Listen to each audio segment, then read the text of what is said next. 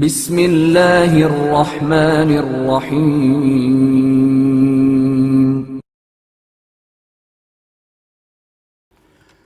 فاطمہ کا چاند کربلا میں۔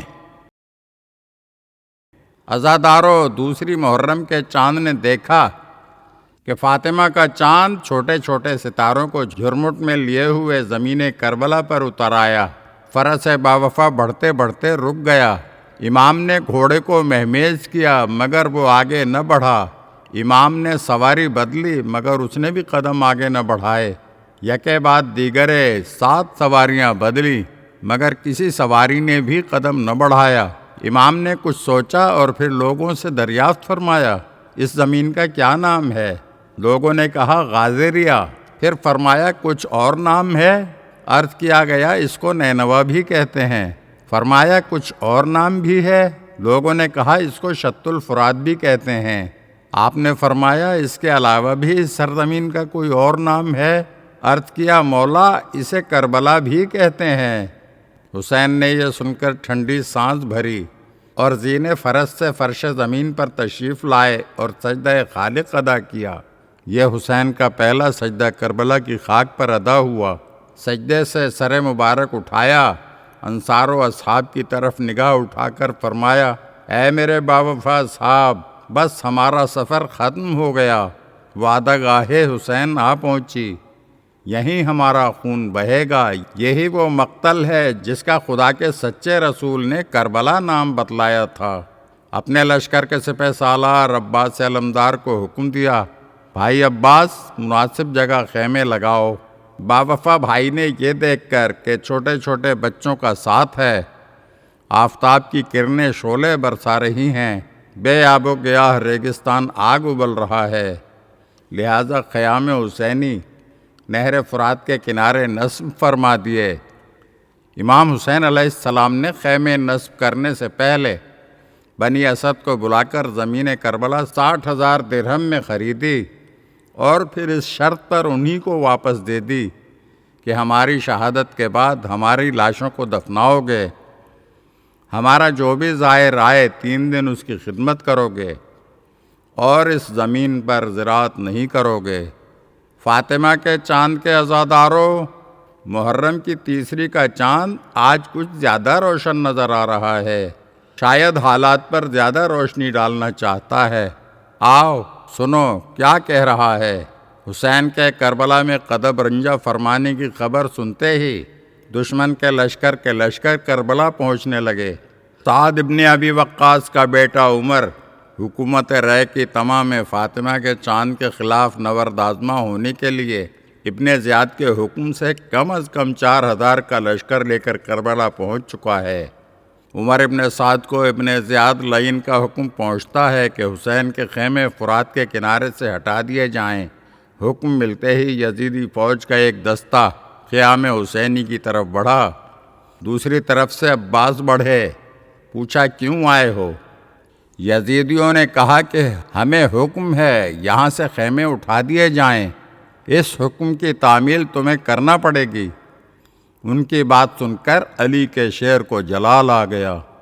شمشیر حیدری نیام سے نکلی، جلال کے عالم میں فرمایا تمہاری کیا مجال کہ خیام حسینی یہاں سے اٹھوا سکو؟ حسین نے عباس کی بلند آواز سنی، بھائی کے تیور دیکھے، قریب آئے اور فرمایا عباس جہاں یہ کہیں خیمے وہیں نصب کروا دو، جنگ میں ہماری طرف سے پہل نہ ہو۔ عباس نے آقا کے حکم کی تعمیل کی، خیمے فرات کے کنارے سے ہٹا کر فرات سے دور تپتی زمین پر نصب کروا دیے۔ شریکت الحسین موقع کی نزاکت کو سمجھ گئیں، بھائی کو بلایا۔ حسین خیمے میں آئے تو کہنے لگیں بھائی سنا ہے کہ دشمن کی لاتعداد فوج جمع ہو چکی ہے اور برابر چلی آ رہی ہے، حسین تم بھی اپنے مددگاروں کو بلاؤ۔ حسین نے بہن کی بات سنی، خیمے سے باہر آئے، اپنے دوست حبیب کو خط لکھنے لگے۔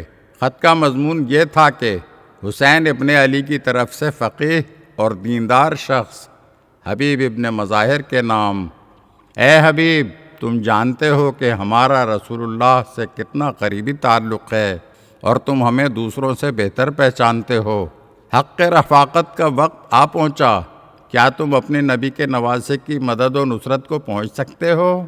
قاصد نے کوفے پہنچ کر حبیب کے دروازے پر دستک دی۔ حبیب اپنی زوجہ کے ساتھ دسترخوان پر بیٹھے تھے۔ دروازے پر آئے، قاصد سے خط لیا، آنکھوں سے لگایا، بوسہ دیا، خط کے مضمون سے آگاہ ہوئے۔ زوجہ نے پوچھا کس کا خط ہے اور کیا لکھا ہے؟ کہنے لگے آقا حسین کا خط ہے، کربلا میں نرغے اعدا میں محصور ہیں، مدد کو بلایا ہے۔ اس مومنہ نے کہا پھر کیا ارادہ ہے؟ حبیب نے مصلحتاً جواب دیا، میں تمہیں کس پر چھوڑوں گا؟ اس مومنہ نے کہا اے سبحان اللہ، فرزند رسول تمہیں اپنی نصرت کے لیے بلائے اور تم نہ جاؤ۔ اچھا تم گھر سنبھالو، میں آقا کی مدد کو جاتی ہوں۔ زوجہ کا ایمان دیکھ کر حبیب کی آنکھوں میں آنسو آ گئے۔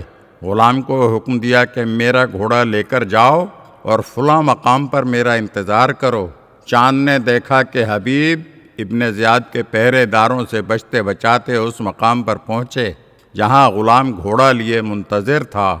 حبیب قریب پہنچے تو سنا کہ غلام گھوڑے سے کہہ رہا ہے کہ اگر میرے آقا نے آنے میں مزید کچھ دیر کی تو میں تم پر سوار ہو کر فرزند رسول کی نصرت کے لیے پہنچوں گا۔ حبیب کے کانوں میں غلام کی آواز آئی تو سر پیٹ کر رونے لگے کہ فرزند رسول پر یہ کیسا وقت آیا ہے کہ غلام بھی مدد کو تیار ہے۔ بس عزادارو، ادھر کربلا میں حسین نے اپنی مختصر فوج کو ترتیب دیا۔ عباس علمدار لشکر ہیں، باقی علم بھی تقسیم ہو گئے، مگر ایک علم ابھی باقی ہے۔ اصحاب کی خواہش ہے کہ یہ علم ہمیں ملے۔ حسین کسی کے منتظر ہیں کہ سامنے سے غبار اٹھا، گرد چھٹی تو حبیب کا چہرہ نظر آیا۔ حسین علم لے کر خود استقبال کو بڑھے، علم حبیب کے ہاتھ میں دیا۔ اتنے میں کسی نے ثانیہ زہرا سے کہہ دیا کہ بی بی مبارک ہو۔ حبیب آ گئے۔ رسول کی نواسی زہرا کی بیٹی یہ سن کر اپنے مقام سے اٹھ کھڑی ہوئی اور فرمایا فضہ، حبیب کو ہمارا سلام پہنچاؤ۔ فضہ در خیمہ پر آ کر حبیب سے مخاطب ہوتی ہیں کہ حبیب، رسول کی نواسی نے سلام کہلا بھیجا ہے۔ یہ سنتے ہی حبیب نے عمامہ سر سے اتار پھینکا اور دونوں ہاتھوں سے منہ پیٹ کر کہنے لگے اللہ اللہ، رسول دادیوں پر یہ کیسا وقت آ گیا ہے کہ غلاموں کو سلام بھیج رہی ہیں۔ اگر آپ ہمارے چینل کی نئی ویڈیوز دیکھنا چاہتے ہیں تو ہمارے چینل کو سبسکرائب کریں اور گھنٹی کے بٹن کو دبائیے تاکہ ہر آنے والی ویڈیو آپ کو جلد موصول ہو سکے۔ اور ہاں، لائک اور شیئر ضرور کیجیے اور اپنے قیمتی کمنٹ سے ہمیں آگاہ کیجیے۔ شکریہ۔